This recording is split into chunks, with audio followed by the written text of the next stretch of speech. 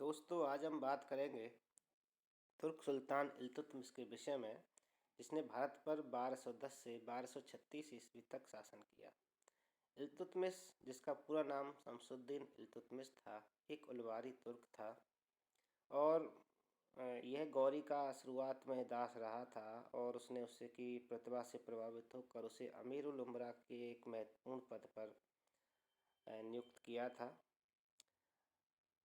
बाद में इसे उसने बदायूं का सूबेदार बनाया और अंत में यह उसके पुत्र आराम शाह को युद्ध में हराकर दिल्ली की गद्दी पर काबिज हुआ और इस प्रकार ऐबक वंश के बाद दिल्ली में एलवारी वंश का शासन प्रारंभ हुआ।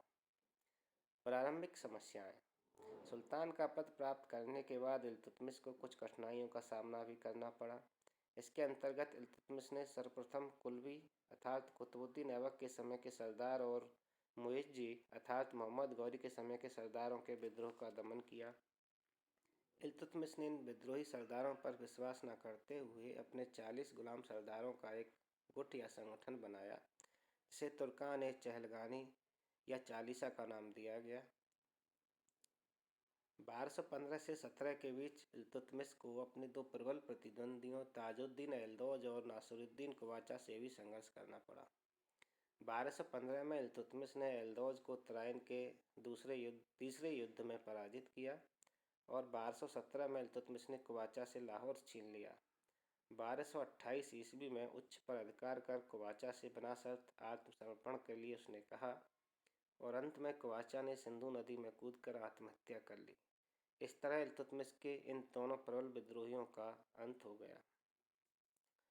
मंगोल आक्रमणकारी चंगेज़ खान के भय से भयभीत होकर ख्वारिज़्म का शाह जलालुद्दीन मंगोलनी वहां से भागकर पंजाब की ओर आ गया था।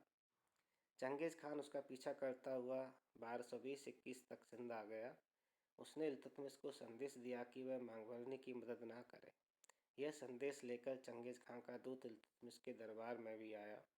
इल्तुतमिश ने मंगोल जैसे शक्तिशाली आक्रमणकारी से बचने के लिए मंगोलनी की कोई सहायता नहीं की। मंगोल आक्रमण का भय 1228 ईस्वी में मंगोलनी के भारत से वापस जाने पर टल गया। विजय अभियान। 1225 में इल्तुतमिश ने बंगाल के स्वतंत्र शासक हिसामुद्दीन ऐवाज के विरुद्ध अभियान छेड़ा। ऐवाज ने बिना युद्ध के ही उसकी अधीनता स्वीकार कर ली। इल्तुतमिश ने दोबारा उसके विद्रोह का दमन करने के लिए 1226 में अपने पुत्र नासिरुद्दीन महमूद को भेजा, जिसने उसे पराजित कर उसकी राजधानी लखनौती पर अधिकार कर लिया। 1230 में इल्तुतमिश ने मलिक इख्तियारुद्दीन बल्का खलजी के विद्रोह को भी बंगाल में दबाया।